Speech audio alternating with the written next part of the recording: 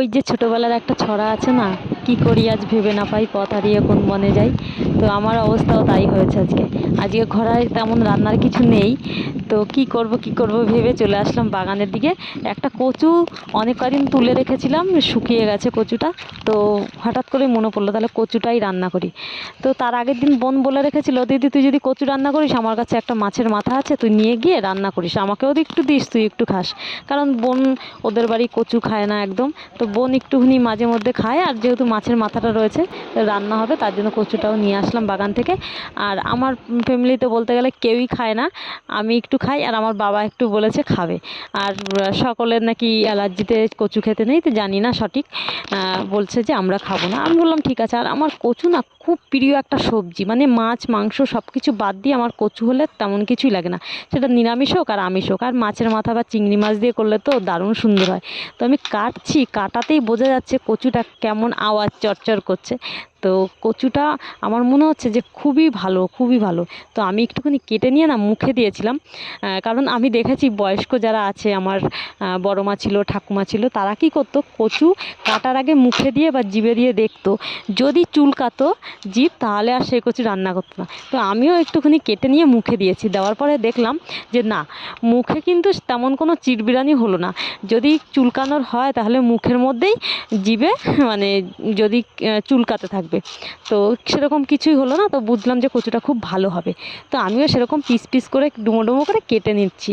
কচুটাকে প্রথমে ছুলে নিলাম, ছুলে নিয়ে অনেক অনেক রকমভাবে খায়, কেউ কাঁচা সর্ষে বাটা দিয়ে খায়, কেউ হচ্ছে রসুন ফোড়ন দিয়ে, কালো জিরা ফোড়ন দিয়ে বেটে খায়, কেউ পুড়িয়ে খায়। কিন্তু আমার এরকম ঝোল, পাতলা ঝোল খেতে কিন্তু খুব ভালো লাগে। তো আমি দেখো ভালো করে পরিষ্কার করে নিয়েছি, আর একটু মুখেও দিয়ে দেখছি। তো আমার মুখে কেমন, তেমন কোনো কিছু রিয়াকশন হয়নি, তো ভাবলাম ভালোই হবে। তারপরে আমি গোড়াটা কেটে নিয়েছি, মাথাটা কেটে নিয়েছি, যে অনেকটাই করব, মানে যেটুকু আছে সেটুকু পুরোটাই করে ফেলবো। আর গোড়াটা যেটা রেখে দিয়েছি সেটা পরের দিন যদি রান্নার পরে ভালো হয় তাহলে ওটা পুড়িয়ে খাবো।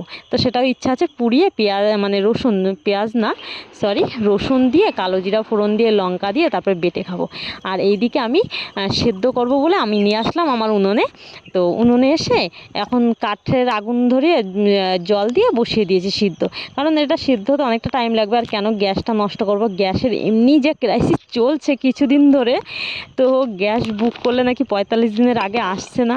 তো সেই কারণে মানে খুবই সমস্যার মধ্যে আছি আমি। তো সেটা একটা সমস্যা গেল, আর তার মধ্যে আমার গ্যাসের যে ওভেনের যে কর্ডটা থাকে সেই কর্ডটা নষ্ট হয়ে গেছিলো। তো মিস্ত্রিকে ডেকে ডেকে খবর দিয়ে আসলো। আর ভাগ্য ভালো আমার, মানে আমি এই উনুনটা কিছুদিন আগে বানিয়েছিলাম ছাদের উপরে বসে রান্না করব তাই। তো আমার কাজে লেগে গেল উনুনটা খুব। তা দেখো এই যে কচুটা পুরো সেদ্ধ হয়ে গেছে, গলেও গেছে। ও বন্ধুরা, বলতে আমি ভুলে গেছিলাম, কচুটা যখন সিদ্ধ করবে তোমরা কিন্তু লবণ দিয়ে নেবে, আমিও লবণ দিয়ে দিয়েছিলাম। তো তারপরে দেখো আমার সিদ্ধ হয়ে গেছে, পুরো গলে গেছে। আমি ঝুড়িতে ঢেলে নিয়ে জলটাকে ঝরিয়ে নিলাম। এইবারে রান্না শুরু করব। তো আমি কিন্তু এবারে ঘরে নিয়ে যাব, ঘরে গিয়ে গ্যাসে রান্না করব, কারণ সিদ্ধ করে নিয়েছি বাইরে, আর যদি বেশি করি তাহলে একটু ধোঁয়াগন্ধ হতে পারে, তো আমি চাই না। আর আমি এখানে ফোড়নে দিয়ে দিয়েছি দেখো, ধনে জিরে লঙ্কা নিয়ে নিয়েছি। আর এইটা আমি ফোড়নটা তুলে রাখবো, এটা না বেটে আমি লাস্টে দেবো।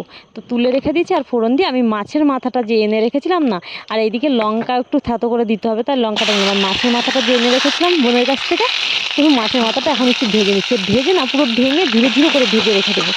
তো এটা লাস্টে দেবো মাছের মাথাটা, যখন হয়ে আসবে গলে যাবে তখন। তো দেখো বন্ধুরা, আমার একটুখানি ভিডিওর ক্রাইসিসের জন্য আমি কিন্তু পুরোটা দেখাতে পারিনি ফোড়ন দেওয়ার পরে কি করেছিলাম। তো ফোড়ন দেওয়ার পরে আমি ওই কচুটাকে দিয়ে তার মধ্যে নুন হলুদ দিয়ে নেড়ে চেড়ে জল দিয়ে দিয়েছিলাম, জল দিয়ে একটুখানি ঢেকে রেখেছি। তারপরে আমি এই মাছের মাথাটা দিলাম, তারপরে এই যে মশলাটা লাস্টে মশলাটা দিয়েছি, দিয়ে আর এই যে পাতাটা যেটা দিলাম এটা হলো এটা বিলতি ধনে বলে আমাদের। তো এই ধনে গাছটা আমাদের সবসময় থাকে আমাদের বাড়িতে, লাউ হোক কুমড়ো হোক, আর এরকম কচুতে আমরা এই ধনে পাতা ছিঁড়ে দিয়ে দিই।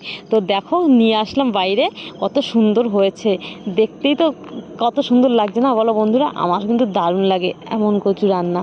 তো আমি খেতে বসে গেছি, এই দেখো, আর কচুটাই নিয়েছি, আর এই দেখো মাছের মাথা। ও তার আগে তোমাদের এইটা বলতে ভুলে গেছিলাম, আমি কিন্তু আমারটুকু রেখে আর আমি বোনকে দিয়েছি, আর আমার বাবার জন্য দিয়ে এসেছি বাটিতে, সেটা বলতে ভুলে গেছিলাম। তো বন্ধুরা, যেই যে দেখলে তো রান্নাটা, তো তোমরা যারা কচু খেতে ভয় পাও, তো এরকম আমি যেরকমভাবে ট্রাই করলাম, একটু জিভে দিয়ে কেটে জিভে দিয়ে দেখবে, যদি চুলকায় তাহলে রান্না করার দরকার নেই, আর যদি না চুলকায় তাহলে রান্না করে এইভাবে খেয়ে দেখো, অসম্ভব সুন্দর হয়। আমার মানে এত ভালো লেগেছে রান্নাটা, কি বলবো, আমি নিজে রান্না করে নিজেই মানে আশ্চর্য হয়ে গেছি যে কচু এত সুন্দর হয় রান্না। তো যাই হোক, নুন হলুদ যদি বা নুন লঙ্কা যদি পারফেক্ট হয় রান্নাটাও খুব ভালো হয়, আমি শুনেছি এটা। তো ভালো মন্দ সব কিছু মিলিয়েই হয়, প্রত্যেক দিন ভালো হয় না বা প্রত্যেক দিন খারাপ হয় না। তো কেমন লাগলো ভিডিওটা কমেন্টে অবশ্যই জানিও।